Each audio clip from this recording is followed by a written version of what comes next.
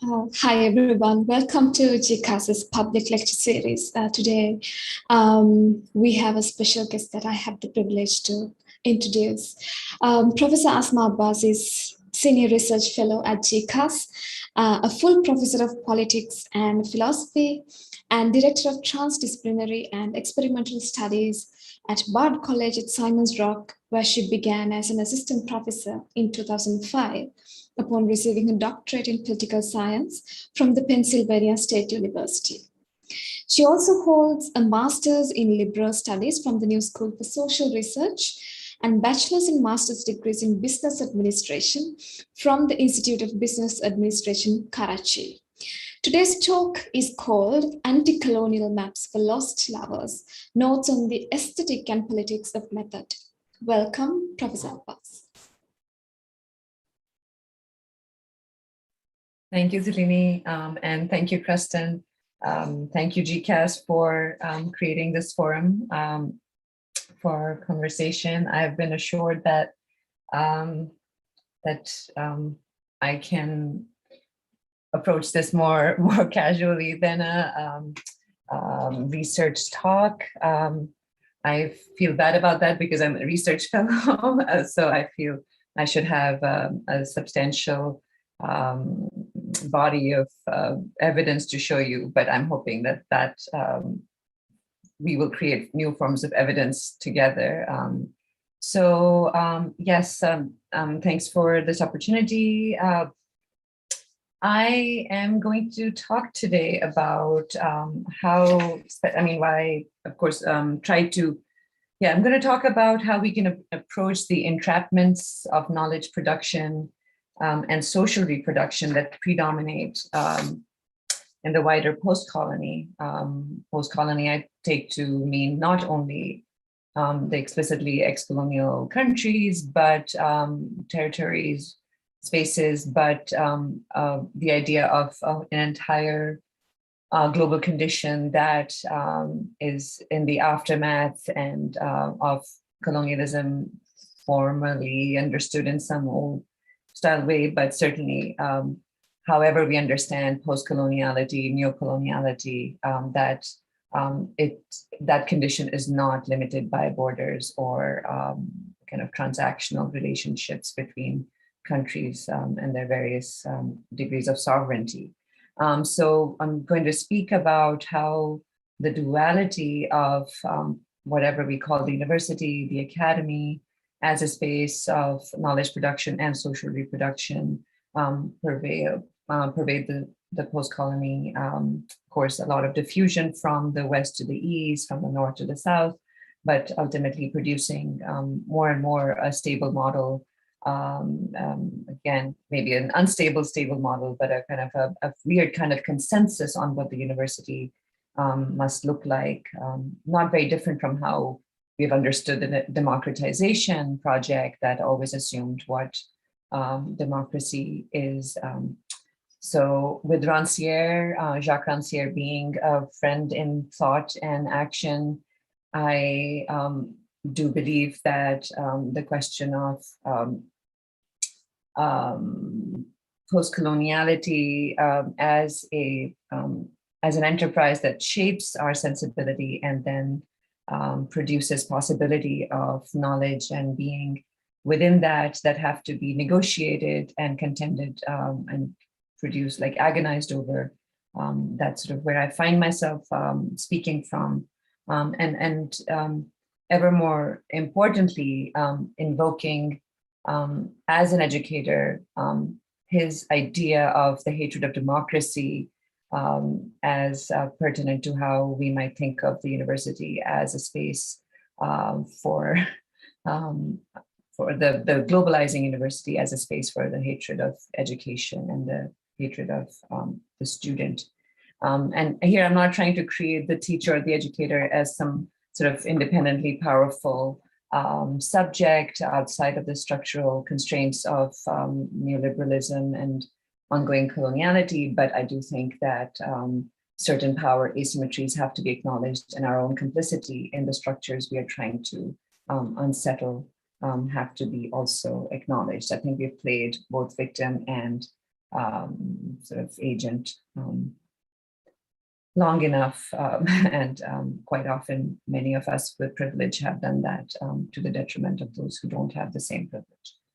So, so as I feel in many ways we have been in that sense complicit in producing enduring objects of inquiry, even as we witness their destruction, and then perhaps by being installed as producers of certain kinds of knowledge and evidence.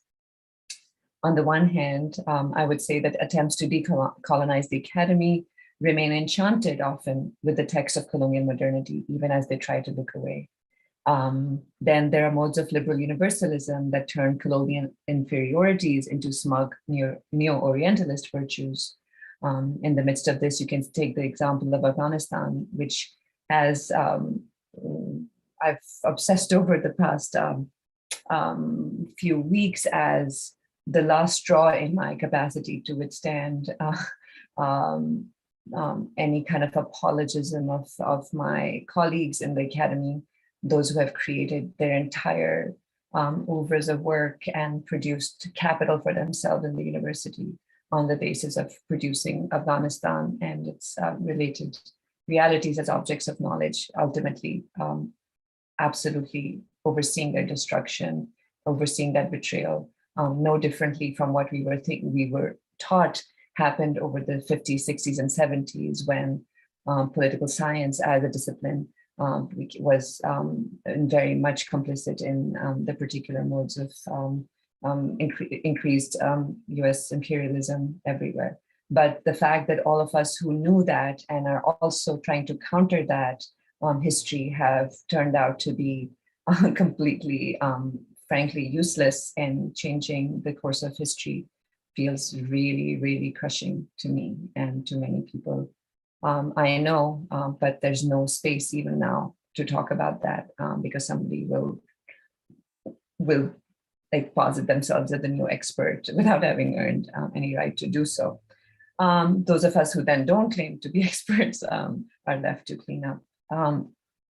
So, I mean, I just feel like, yeah, this kind of self-importance of the university as a mode of knowledge production, as a mode of salvation, stands seriously in question right now, even in its very explicitly political moments where we see its imperial nature, where we see its complicity with war and destruction and capital, the fact that we still somehow all have this weird consensus on how the academic is better than everybody else, and that somehow in academic sort of offerings and withholding, whether in terms of our explicitly political endeavors, that somehow we are either giving or withholding something of great value when we affirm or disaffirm something. So I've been yearning for a kind of deep self-critical look that doesn't sort of only look at the university as an edifice, but how are the subjects within it?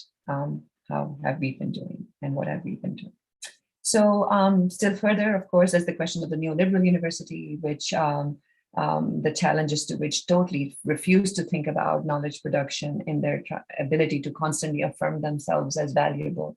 And as a good student of Marx, I always want to be very suspicious of why we decided on what had value and who produced certain things in the template of value that continues to be seen as resistance even today, whether we speak of labor or citationality, and that there's a certain circumscription of that world that feels very suffocating to those of us who came to the university seeking a collective radical world-making project. So I feel that whether, again, to recall, the decolonization efforts with their great sort of excellent intentions and efforts, and then the universalizing sort of tendencies that are trying to, in some ways, save the world by exporting the university, and the third, and producing academics out of the poor, and some weird kind of Bourdieuian, salvationist fantasy. And third, the question of the neoliberal university itself as completely unable, even in our resistance to it, we are unable to understand and hold together the colonial basis of knowledge production itself, and so that we might even be able to ask what other relations beyond, as GCAS puts it, the debt relation can be had. So, in the sort of GCAS modality, then my question that adds on to the GCAS question, to the provocation GCAS poses for us, is that how can we speak of debt without speaking of primitive accumulation? And what is it that we must be beholden to in our taking on of the university as a corrupt, destructive, and treasonous place. And so the GCAS challenge, for me, needs to be extended and elaborated in relationship to the history of primitive accumulation in the realm of knowledge production. Why this is something why I have something at stake in this is because I feel whether I bring my Marx or my Arendt or my Fez to the table, the question of capitalism, colonialism, and liberalism together conspire to basically evacuate politics itself, and the question of the promise of politics is evacuated in the particular ways we turn to knowledge and truth as again in this salvific mode. And I think that for me, politics understood here so deeply in relationship to knowledge is, among other things, the contention over the production and experience of subjects and objects as given, available, and non-negotiable. And that, of course, is inherently connected to the question of what it is we know, what it is that is knowable, and what is the definition of knowledge that we are collectively committed to. So I will present some observations and contentions around three motifs of what many of us have been thinking about when it comes to what restructuring, burning down on different days, saving, redeeming, redoing the university looks like. Of course, as a very faithful reader of Brecht and follower of Pirate Jenny, many different emotions exist together when it comes to confronting the institutions which we so work hard to build and to make them more honest and accountable to us. And that is where, at least as in my own self, meeting GCAS, meeting friends at GCAS, and having finally conversations about exactly what is it that we can do when it isn't too late. How do we come to GCAS as the promise of it's not too late yet? And I think that's the honest intention that I'm bringing here.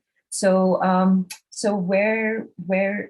do we restructure and reimagine the university or spaces of knowing at the same time as we continue to produce and agree on the seemingly consensual objects of our desire and study? And where must we begin to identify our own complicities with those mistaken and suspicious inheritance of political history that somehow continue to produce and concede to the particular subjects of knowledge, who look remarkably like those who have always overseen our destruction, even as they confessed their love for us? What might a shared agenda for knowing and being in the face of this look like? So I want to share three friendly sort of companions in this endeavor, fairly maybe unlikely companions in this conversation, but ones I'm very proud to feel in the company of. Just going to okay, can you see some? How is it? Where am I sharing? Okay, give me 1 second. I just need to find my.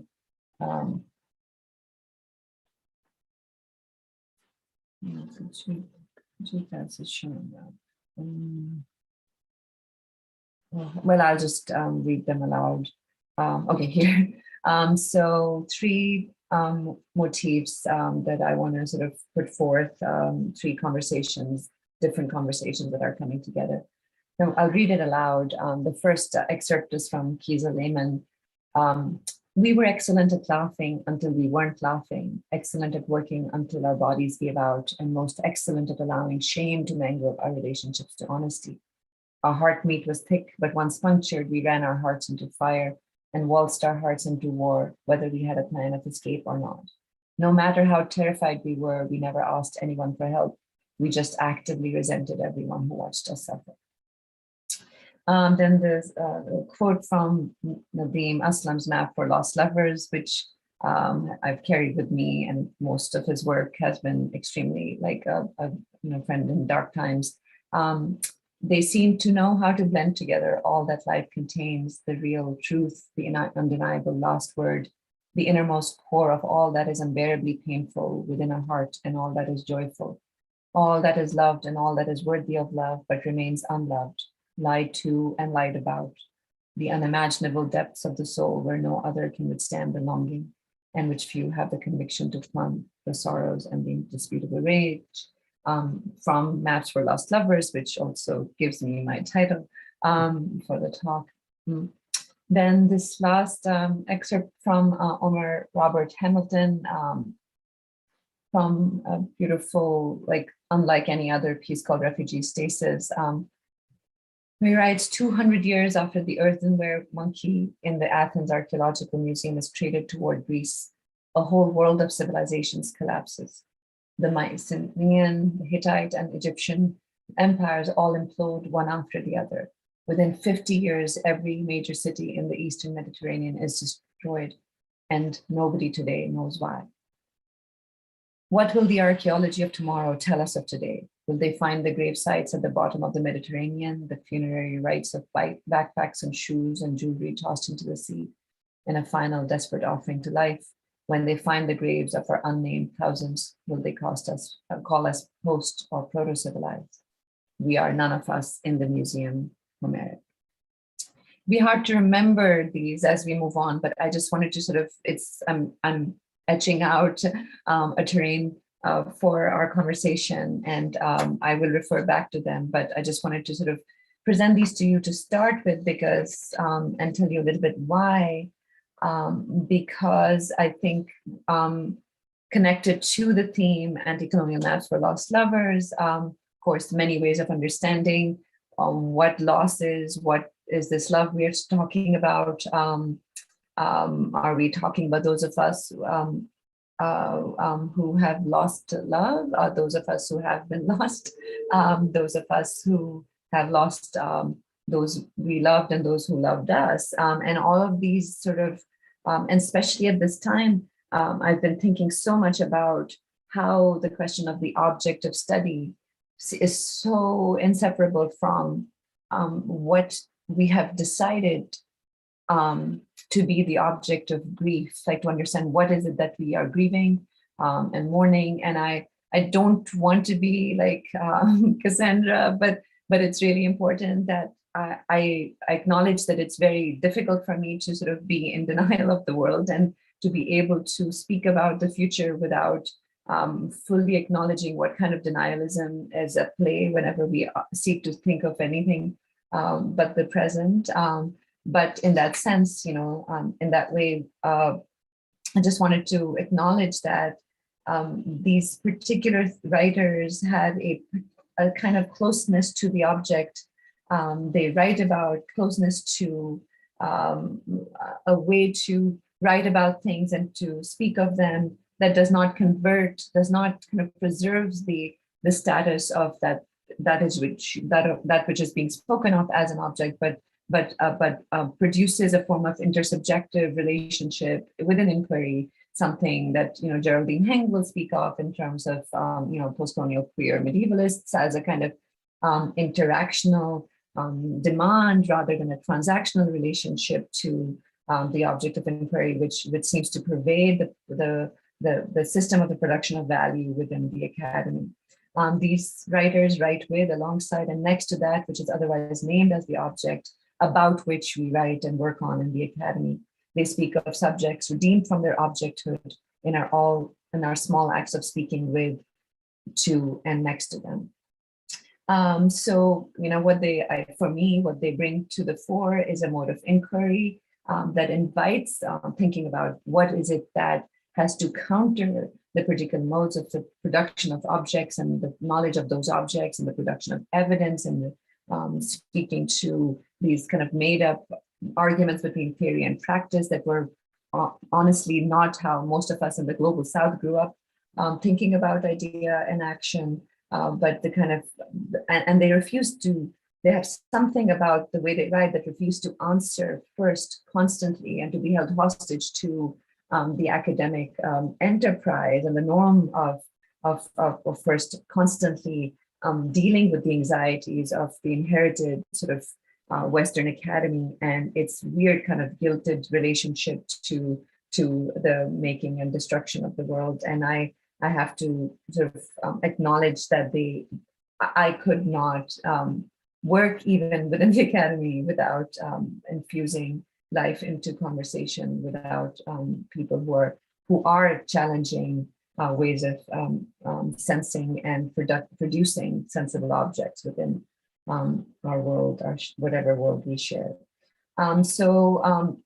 They try to kind of cut across and transversely across the question of accessibility, which is a big question within the academy around like accessibility of knowledge or not, accessibility of language, what kinds of confessions writers have to make, what kinds of professions are being kind of affirmed, and whether we are first required to produce a grand theory about the object, or is it that we are being asked to do a kind of justice to the phenomenon, phenomena that through a kind of imagination that allows us to relive them in the act of narration, something we owe Walter Benjamin a lot for teaching us to do.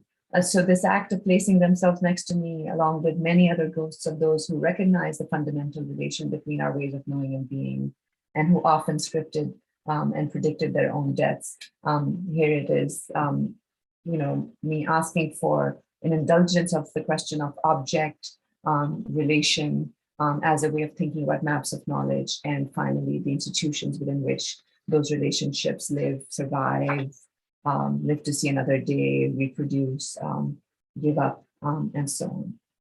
I want to here acknowledge so I'm going to begin maybe briefly with the last quote about what Omar Hamilton speaking about these objects he finds, because that's the first kind of motif I want to turn to, is this question of object itself that will kind of in a strange way kind of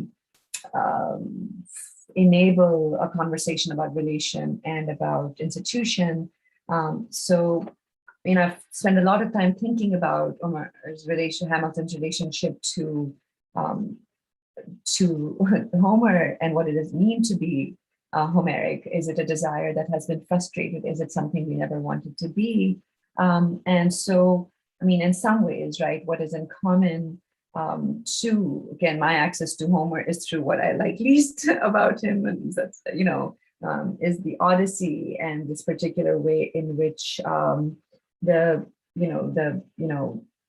question of homecoming becomes so rife in this question of relation to knowledge as we produce, but also what we will allow ourselves to produce and recognize as home. The relationship of colonialism with home, knowledge, and knowledge as home is pretty clear. We can refer to David Adams' Colonial Odyssey. We can refer to Salman Rushdie speaking about the God-shaped whole. And many ways we can speak about Nietzsche speaking of all the bees that carry the honey home.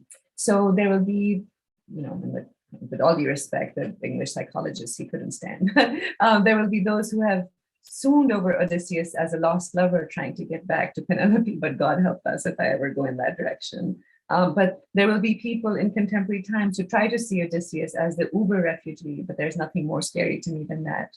On one hand, Homer, as the inaugural historian, has something to tell us about the presence of all these stories, and at the same time to have to become something for the museum confronts us with this question. Do we even want to be Homeric? Would our stories and histories differ if told in the ways Homer told them?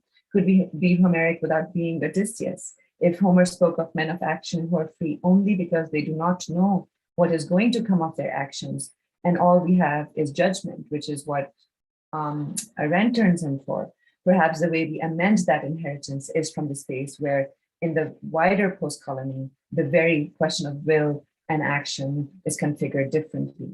When we bloody well know what has been pre-written for us, and we still act within those willed, those prescribed ends in order to both unwill those ends, but also come to the question of willing by thinking about willing something other than ends. And so how does that change what Kant imagined as the freedom, as the kingdom of ends, when we think about the worlds we are yet to make?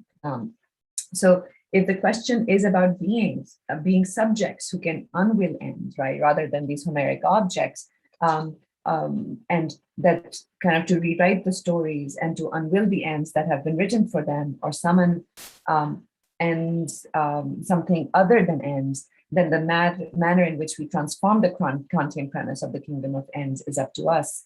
I know well how often we must transform into concepts and theories as fetishes in order to keep others' hands off our bodies, or always kind of be assumed to be willing to be paraded out as needed. So it's not simply about becoming object or subject in any simple way, as if we know what that means when we set out, but in figuring out under what conditions being object and being subject happen, and who makes that decision.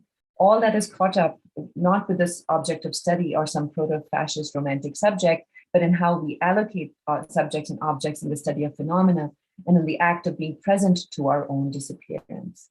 I'm interested in that challenge to critical inquiry and not squandering it away to find homes that look very much the same as those that sanctioned our destruction and disposability.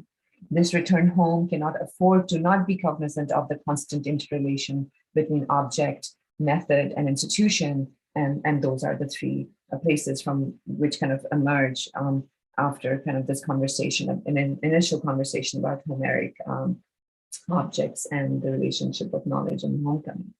Especially, and as I speak from a place where many of us are expected to not only embody the object of knowledge, but also be fully in command of the subjects to which we are associated, and whether it is in this field of South Asia, whether it is about studying religion, whatever gets pegged on our kind of like the traces found on our bodies seem to be also things we must constantly confess to. So I am, for that matter,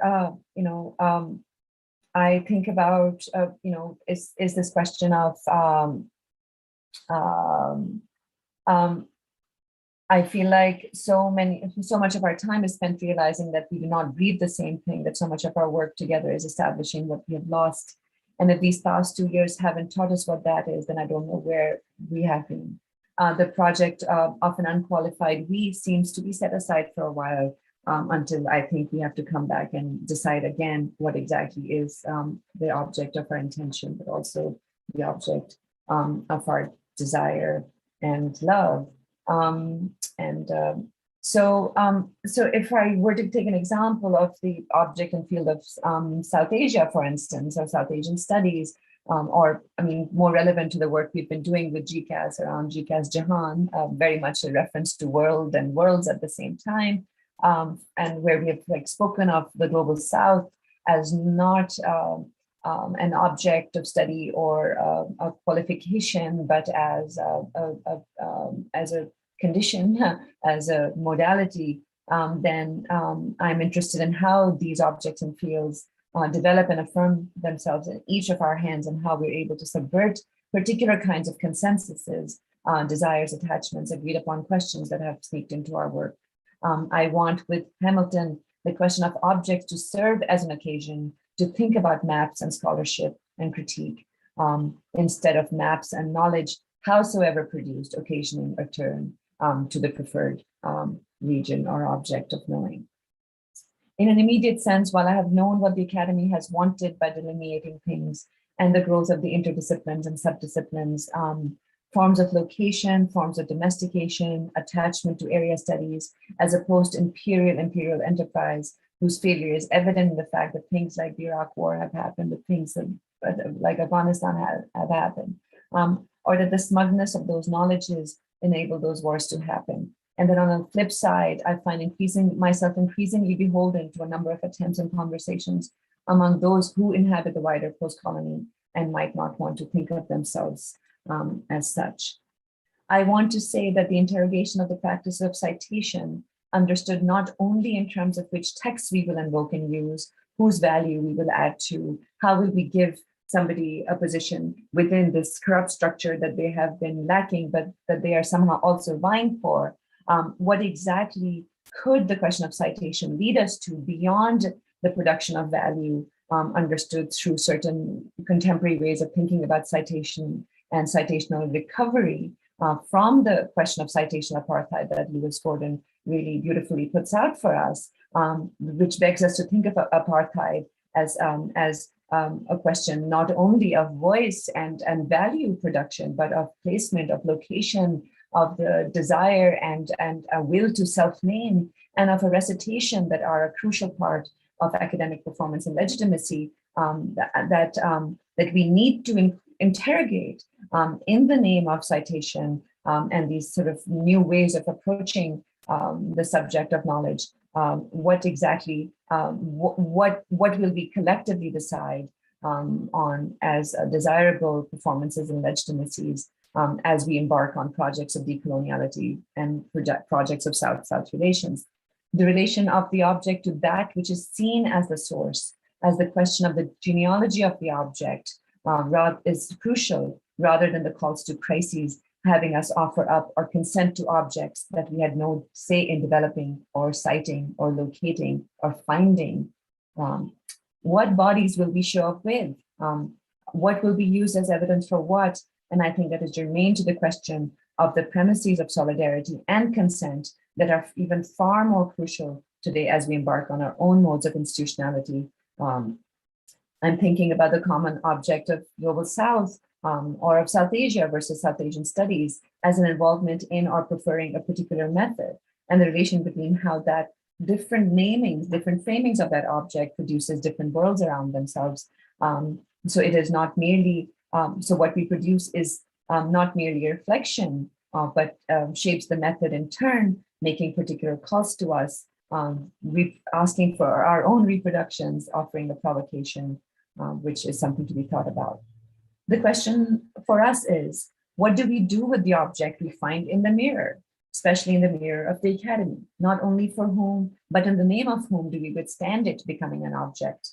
If it is true that we have to take the baby with the bathwater rather than throw both out, we have to constantly struggle with what the object domesticates, and also with what that fetish liberates us from in this constant exposure and nakedness, right? And if we get it right, perhaps the ships on the ocean and the Trojan horse can kind of work together in some new way. I do wonder if we are drawn to objects as a kind of confession and profession, but not only what allows us to name, but also what kind of refuge is the name, we must ask.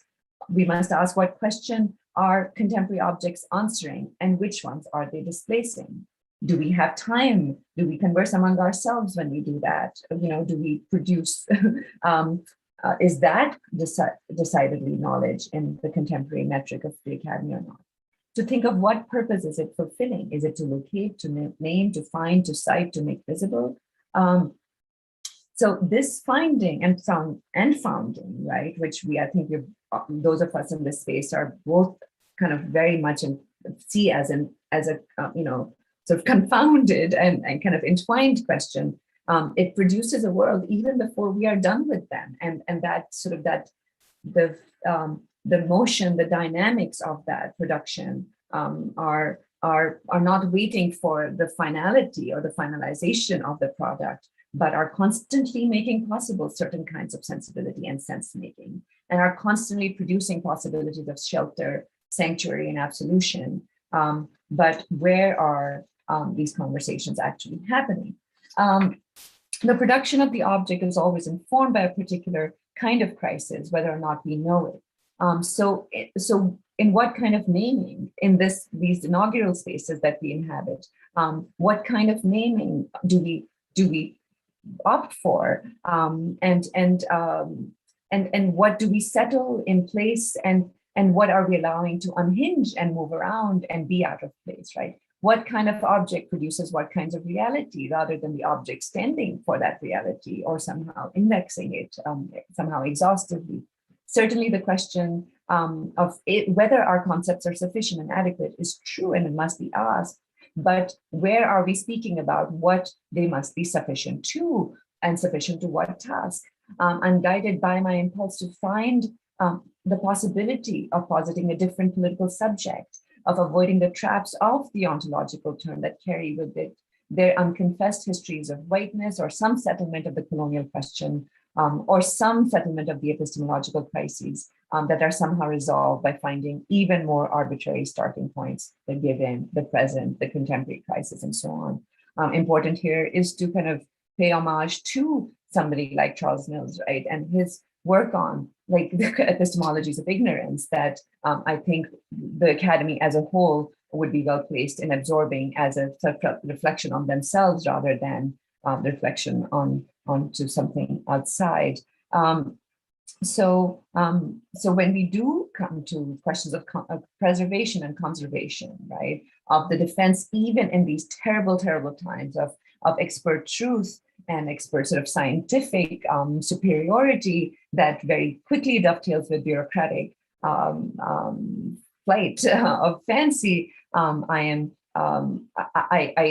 cannot help but look to those spaces which have been abandoned by all but capitalism, and how that capitalism that has not abandoned those spaces and lives there where everybody else leaves them is there to allow colonialism and fascism to find a restorative moment. And we might be committing a huge, huge mistake by allowing that to happen, and to kind of create these boundaries of kind of pre-decided boundaries of knowledge and truth and fact that are actually not asking the political question, but are very, very happy in severing the questions of politics from the questions of belief and truth. And so the insufficiencies of both the post-colonial discourse that understands mimicry and violence in some way, and the decolonial one that is interested in kind of, right, like a form of maybe cleansing, each of them, I feel, need to be brought together in an anti-colonial kind of collaboration that might dismantle the consensuses that might have been necessary for us up to this point, but need to be reconsidered. And our position in a world that is self-destructing, and institutions that are failing miserably. I don't know if we need the same kinds of sanctuaries of our kind of like little tents we created for ourselves, with certain kinds of self-certainties and certain forms of factionalism and factionalisms that must come together to understand maybe some of these consensuses were about the institution, were about the institution in decay, were about power and authority that maybe we should together get over and beyond, and turn to politics in that way. So anyway, so I will quickly go over this question. I know I'll take 3 minutes or 4 minutes question. Sorry for the delay, I'm seeing the questions. I will respond to them. I'm kind of scared of looking at them right now. But so for me, the counterproduction of the object, or maybe even transubstantiation of the object into subject, that is living, that is not dead, that even, in the way that Marx puts it, like not only addresses the living with a living method, but the dead with the living method, that particular way that how we find that requires a kind of anti-colonial map, and again, maybe the metaphor of map is questionable, but I've been thinking of, like, it's impossible to find the right metaphor, but again, something that does not disaggregate space and time in this way, knowing the history of what maps have done to us, rather than being kind of naive about the map. So kind of taking on all its weight, the anti-colonial map would be engaged with the act of locating, situating, and citing in the conditions of interrogated and interrupted desire and attachment, right? Not the certainty that the object will be found, but some certainty of the object that has been and often must be lost and not recovered as what we last had it, right? When I was speaking of these consensuses that have fueled us to keep live another day, I wonder if those tried and trusted ways that may now need to be rethought with each other. Certainly part of the Homeric peoples are those who have stories to tell, epics written about them, and also that their stories become part of their own culture, or that other stories become part of their own acculturation. Right. I want to gesture to the Homeric here, and to both not being Homeric in relation to refuge as something important.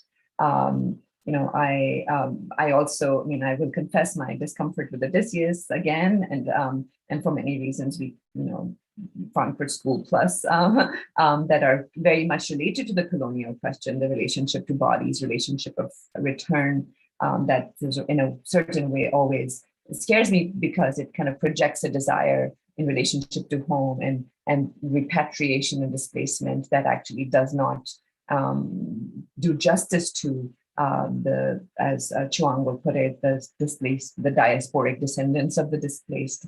There is something insufferable about Odysseus, what with him being the man of cunning reason, a particular relation to knowledge and claims to fragility that has to be resisted. What Homer and subsequently Adorno and Horkheimer have said in relationship to him is crucial, but very few times does anyone quite question, in terms of returning home. And so these pathways we find, like how do we, there's a beautiful word in Urdu, which is like pagdandi, which is this of course, like constantly creating a path where it doesn't exist and it's going to be rough and nobody else might be able to find it. And so what is that kind of, how do those pathways relate to the map? How do Benjamin's like convolutes relate to the map and so on? So I feel like there are these pluralistic kind of inflections that come from these places that are constantly trying to make us think differently about both knowledge and its relationship to home, and hence both in relationship to coloniality and occupation. So the question of method that I'm invoking here, right? Whether, you've spoken about this in the note work within GCAS, with the new nodes and stuff around the question of like the, relations, the poetics of relation with Buisson and others. And so here invoking that again, the question of method that produces these maps, right? This kind of the map making, the particular modes of narratives that become these anti-colonial maps, is that of relations and the directionality of will in relations to ends known, ends unknown or unknown. It's that space above form and content that resolves or holds together in some way the question of theory and practice together. What shapes and defines, continues and discontinues, sets the terms for and for the accountability of our encounter with the object of study. In the context of art, Benjamin would liken it to something like technique. This method has to live within the forms of cultivated ignorance and the nonsense that shapes the shock, the surprise, and crisis conversations we're forced to have today. If often the story has been pre-written, the catastrophe already unfolding, the claim to free thought can only come in with what Adorno and Arendt get from the concept of judgment, repurposed to think about the present. Often unable to write new scripts for ourselves, we must speak from within that catastrophe, a kind of resignation, and also believe that something is at stake in every interaction, what I would call hospitality. What might it, as hospitality for another, hospitality for the future, hospitality without home, even. What might it mean to confront an object as phenomenon, not to build theories, but to, as Benjamin said, repeat life in imagination without which we can never fully be alive? What sorts of conversations does an object enable in us as a fellow traveler or as something in proximity? This is true for teaching as much as it is for writing and inquiry. I'm not as hopeful as Arendt is about the possible newness of every moment or the possibility of miracle, but there is a way that unwilling ends and unwilling ends becomes quite a kind of purpose of the method that seeks to detach the object from its Hegelian denouement. maybe my quest is just that ignoble and not so lofty. The colonial map performs a particular mode of temporalizing space and spatializing time in order to have us move through history just as we move through spaces that have been conquered. Attachment and desire come together in the quest and question of colonial knowing. Subjects produce as those attached to a certain knowledge of themselves that is framed by colonial desire. Hence, the map cannot be separated from love in this inheritance, impelling a certain kind of definition and navigation of boundaries. For a while, in the current context, I've been searching for a particular kind of attuned mapping of time and space in ways that deviate from particular social scientific attachments and are not beholden to the modes of reaffirming the modes of production and partitioning of the sensible in terms of space along that which characterizes colonial modernity. Resisting a production on demand of a particular kind of evidence that affirms that. Feels good. Might there be a way to bring together time and space in a different kind of map that doesn't repeat the fetishism of positivism and isn't so informed by positivism that it constantly delivers the body as evidence? So much has to be pronounced dead in order to do that. Our methods normalize that death all the time. I'm interested in how the necropolitical even demands us to consider that differently. A mode of complicity and a mode of consensus on what knowledge is that allows us to get busy in its production has to be questioned, and I hope it's not too late. In assembling different enunciations of presence and authority, thus, an anti-colonial method makes present not merely the subject and object of inquiry, but raises questions of responsibility and answerability to something, perhaps unnamed, unspoken, and yet uncited, that exists beyond what and who is studied and what and who studies. Might there be a method that can map out the coordinates of form and content, theory and practice in our various labors that may allow us to think of decolonizing beyond delinking, hospitality beyond occupation, filiality beyond appropriation, inquiry beyond settlement, solidarity beyond confession, authoring beyond authority, presence beyond immediacy, abundance beyond superfluity, and history beyond debt. And I'm going to stop there and leave the question of the institution implicit in these two sort of motifs, and happy to try to make sense of things with all of you. Thank you. Thank you, Professor Abbas. Such a wonderful and insightful talk. And we really appreciate your time and effort talking to us and giving us this wonderful lecture. We have a couple of questions from the audience, our viewers and the listeners. So we'll start from one that could steer our conversation forward. So Christina from Cyprus wants to know, she has this question: what is a map, and how can we find a better metaphor for a procedure you're asking about and unfolding? Yes, hi Christina, thanks for the question. I think I went there a little bit toward the end by sort of thinking about what a colonial map does, and not simply that we must sort of negate it, but exactly but not deny all the things it does, and hence maybe take some tips from me, be aware of what not to do. But yeah, I think I'm, very simply, and this might collect to the question of materiality also is very much in the realm of, is something that sees the aesthetic and the political as so deeply entwined outside of relationship and exterior, a relationship of exteriority. And Christina, I'd love you to tell me what is a better metaphor, because it is really trying to think about how to think about spaces and place without both the impositions of forms of discourses of sovereignty, discourses of nation and boundaries, and not being naive about let's ignore boundaries, but really thinking, and as I have been, through the pandemic, around cartographies of emotion, or cartographies. I mean, what maybe Arjuna Pudurai long time ago spoke of escapes, but I'm thinking, of videoscapes, of, various kinds of escapes that kind of he was trying to do the same work. I think, I've come at this by thinking of trying to think of time as like my place to go without having to deal with the question of space. And I fail because I can't, of course, can't do that. But I also have this deep belief that there has to be a way. And so, I mean, so some of it sort of there, like kind of one gets at it from like a spider, right? Like from where it says, like one of those poles is the state, right? How do we think of the state? How do we think of the state as object of desire or of security?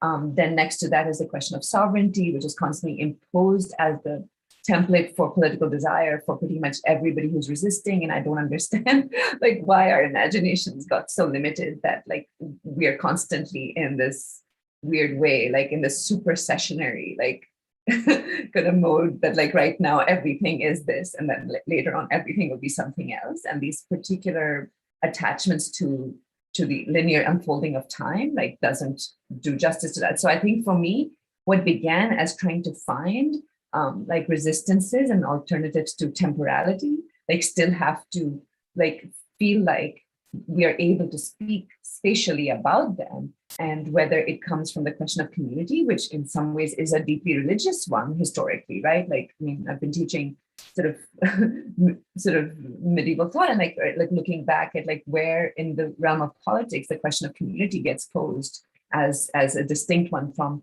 authority. And we know these inheritances are there. I don't think I'm interested in simply cleansing them, but I also know that there are other ways, and a lot of it is also thinking about what are the Archimedean moments where we stop, like where we kind of, how far back do we go, right? Like how far back do we say like, okay, this is the sort of point from which all of these things begin, right? And I think then, I also think that leaves us just the same way as like we kind of confused about like how to use the language of choice to talk about abortion, and in the way that like that's sort of our limitation to kind of make an argument for ourselves through liberal language, like replace itself in this way when we are speaking of let's talk about right, like we can't tell sort of Hindu fundamentalists not to go back to Muslims as invaders or something, right? Like so it's almost as if we believe that these are sort of these moments have to be destabilized, and spatial thinking is not the only way to do that. And so I think that yeah, I don't know if that's an unsatisfying answer, Christina, but I'm thinking with you, and I think the question comes from time first, but then how do you contain it architecturally and in your head? We have another question from Banco, from Holman.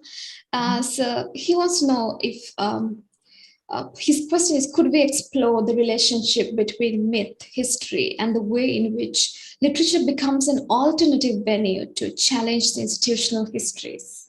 Absolutely. I mean, I think, Holman, thanks for the question. Absolutely. I think that this is really, I think, yes. I think we have to. And,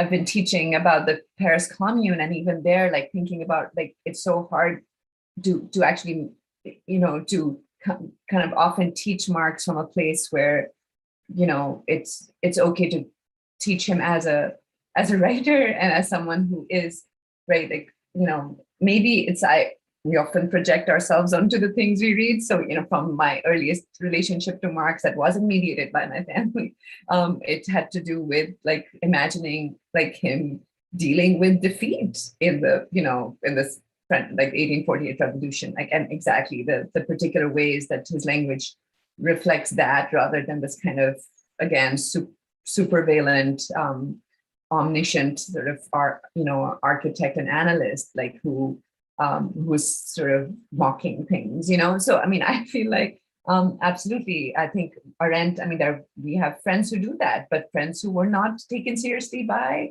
the Academy of their times, like who took Arendt seriously, like besides the new school. I'm just thinking about folks who did go in that direction and did think that there's something about the philosophical endeavor was meant to be kind of this form of exploration, was meant to be invented in this way, was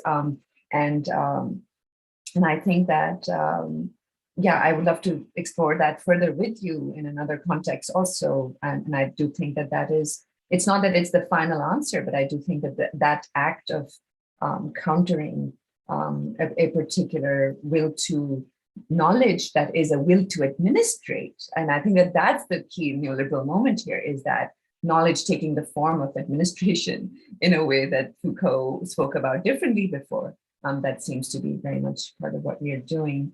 And yeah, so yeah, I think we're almost out of time, but there's a question from Yeah, Rachel. we have time for another question. This time we have Eric from California. You're theorizing on the level of a material modality, which is very different from most theorists from Western Europe. Can you talk about how you developed your method that is an admixture of theory and materiality?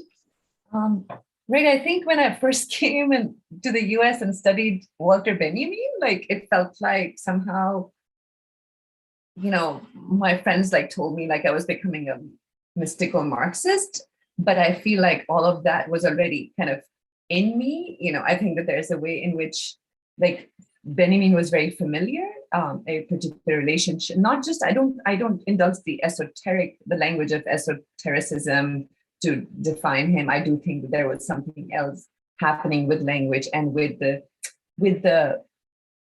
challenge to what is deemed as material, right? So I think if I bring, you know, my sort of a particular relationship to a secular reading forms, I feel like I often think that I'm just a reader of things. Like I don't claim myself to be more than that, and I'm fairly comfortable with it. Is that those practices of reading that come from modes of learning that might have seemed religious, or modes of like attachment that might have seemed unqualified and unevidenced. I mean, there's something about that speaks to what Benjamin is saying is imagination. Like I feel great pity for those who didn't grow up like within those spaces, or within the aesthetics of it, maybe not full secularism, right? But maybe an inspired Marxism that came from something other than the joy of revolution, right? It came from a relationship to suffering, or it came from a relationship to like maybe too much of a capacity for defeat and failure. Maybe that's what I encountered in South Asia, and that what indigenous forms of materialism came about there. So I think that so there might be many familiar things, but I think when I came upon even somebody like Rancière speaking of this partition of the sensible, that also felt like completely intuitive, that's sort of what we've been doing constantly, and why does it need to be said? You know, so most of these things which you find home in are kind of also those that like have this uncanniness to them, right? Like it's literally the uncanny that like, wow, like I've this is familiar to me, which also doesn't speak well for our own forms of self-reproductions. But I do think something new is created in reproduction and translation also. So I think in that is, when I think of historical materialism, reading Marx very closely with heart rather than as a prescriber of things, like made it so that I kept thinking, well, no, the questions we have been constantly facing is how do the dead bury their dead? And Marx doesn't have an answer for that. And he's being a jerk constantly saying that. He doesn't know. He wants to know how the dead bury their dead, but he keeps saying we should, right? And then the other question of how do we speak, like the subaltern question, right? And so how are these things so deeply related when some of us learned only to speak for other people? Like we didn't know how to speak for ourselves, but we didn't not know how to speak. So I think that these kind of series of like one's personal sort of encounters with these moments, but also then coming to the fact that even someone like Rancière, when he begins with the question of the partition of the sensible, like maybe a like orthodox Marxist reading would say, but you're not speaking of its production. Like, where is it being produced? And any jettisoning of the question of the production of materiality, not only of production of things, but the decision that sort of the consensus over what matters, what doesn't, what is the history of materiality, is a question that comes from colonization and not from purely taking on capital, right? So if capitalism allows us to think of, certain things about sort of I think often I say capitalism makes me think of liberalism, but it's coloniality that makes me fully think of the material body that is entirely assumed and presumed in either political theology or in Rancière's version of political theology, which is not technically a political theologian, but his ideas of flesh. I mean, these are all things that begin after what Marx would say the question of production has been settled. So I'm interested in being a historical materialist that does not only see history as the making of us, right? But that matter has history. And I think that requires definitely constantly working with what is deemed both deemed non-material, right, by positivists or whatever, but is immaterialized, hence my invocation of the language of being able to kind of be present to your own disappearance. I mean, that's often the way we speak, Elias Khoury talks about Palestine, right? The imperative to constantly be present to your own disappearance. So I think that is the natural place where this question of this way of thinking about matter and materiality comes up. So thank you, Professor Abbas. Such a pleasure having you today, and we hope to see you in future at a platform like this or at a larger GCAS seminar. So we're really thankful for your time and effort, and we wish you all the best for all your endeavors. Thank you, Palini. You too. Appreciate it. Thanks so much. Thanks.